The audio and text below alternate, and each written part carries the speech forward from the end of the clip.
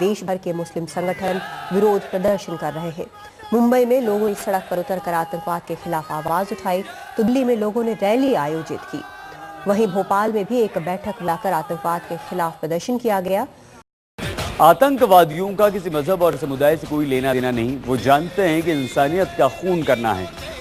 Muslims across India went on peace marches today. Their message: any Muslim who resorts to terror is an enemy of Islam.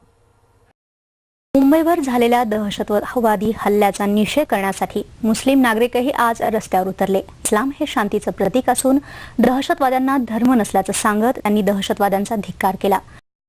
आज मुस्लिम for secular democracy या संस्थेने एक शांतता रॅलीचं आयोजन मुंबईत केलं होतं। मुंबईतल्या दहशतवादी हल्ल्याचा निषेध करण्यासाठी अनेक मुस्लिम संघटना आणि सामाजिक कार्यकर्ते या रॅलीमध्ये सहभागी झाले होते।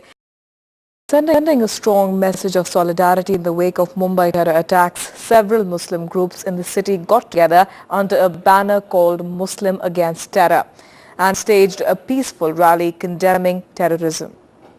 और मैंने जब से होश संभाला है, मैंने हिंदुस्तान के लोगों के दिल में आंखों में ना इतना गुस्सा देखा है, ना इतना दुख देखा है।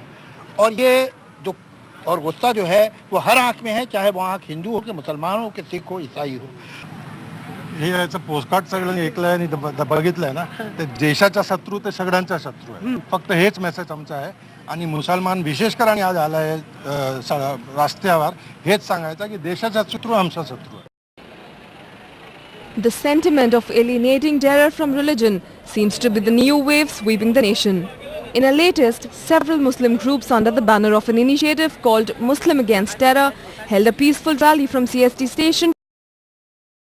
We began very small, but obviously there's something, we've touched a chord somewhere.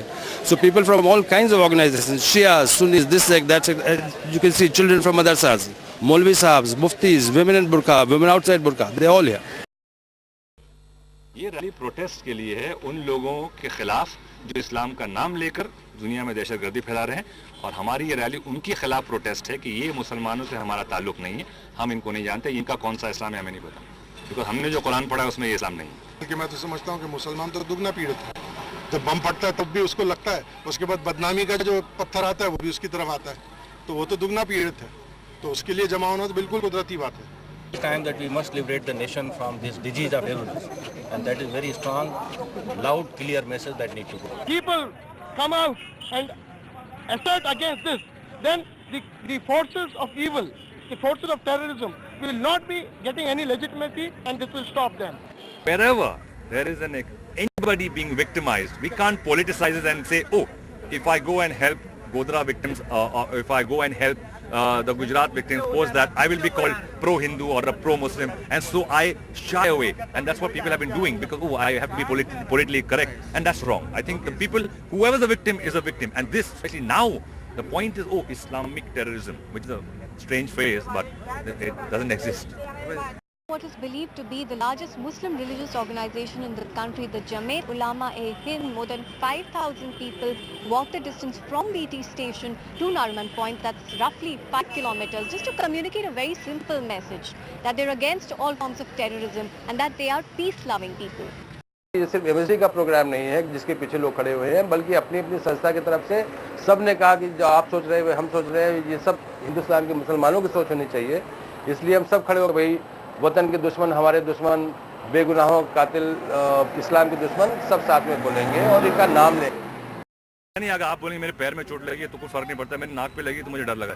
भाई बॉडी तो आपकी है, देश हमारा पूरा एक ही है ना, किसी को कहीं भी चोट लगे देश में तो आपको होनी चाहिए फक्र, आपको दर्द होना चाहिए।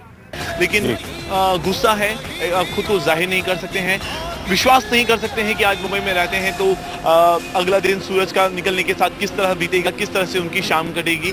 लेकिन फिलहाल अपनी जो जिंदगी है वो ढर्रे पे आती जा रही है। वो जो कहावत है कि स्याह अंधेरा अब हटने को है, सूरज अब बस निकलने को है,